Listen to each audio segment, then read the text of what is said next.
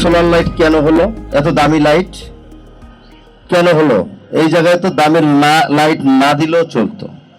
এটা দেওয়া হয়েছে টেকসই এবং বিদ্যুৎ যাতে বেশি খরচে না হয়। সেই লাইটগুলো দেখভাল করার জন্য, পরিচর্যা করার জন্য আপনাদের কিন্তু সহযোগিতা করতে হবে।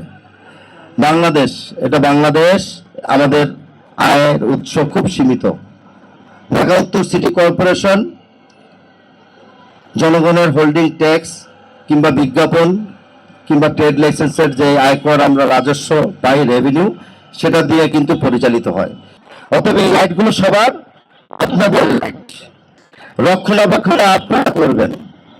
আমরা আপনাদের পাশে থেকে আগামী দিনে এর চেয়ে বড় পরিসরে অনেক উন্নয়ন কর্মকাণ্ড আপনাদের জন্য অপেক্ষা করছে। ভাষণটেকের ভিতরে মসজিদ মাদ্রাসার সামনে অনেক রাস্তা খারাপ, অনেকে আমাদের কাছে আবেদন করেছেন। আমাদের সচিব আছেন, আমাদের চিফ ইঞ্জিনিয়ার বসা আছে।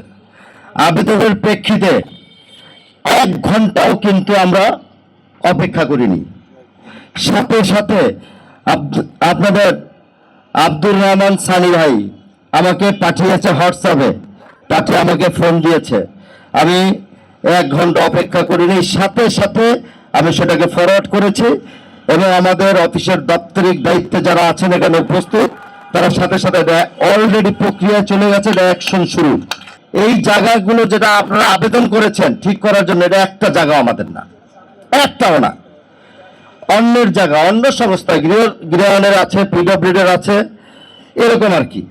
আল্লাহর অশেষ রহমতে গত 1 সপ্তাহে সেই জায়গাগুলো আমরা একটা প্রক্রিয়া করে ফেলেছি আমাদের সিটি কর্পোরেশনকে হস্তান্তর করার জন্য।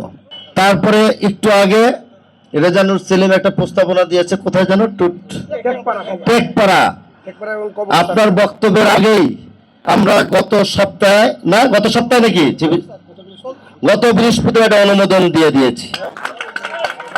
এবং আব্দুর রহমান সানি সাহেব একটু শুনেন, আমরা এই প্রস্তাবনাটা 100 লাইট লাগানোর আজকে যে প্রস্তাবনাটা দিল, আমরা গত সপ্তাহে বৃহস্পতিবার আমি নিজে একটা অনুমোদন করেছি।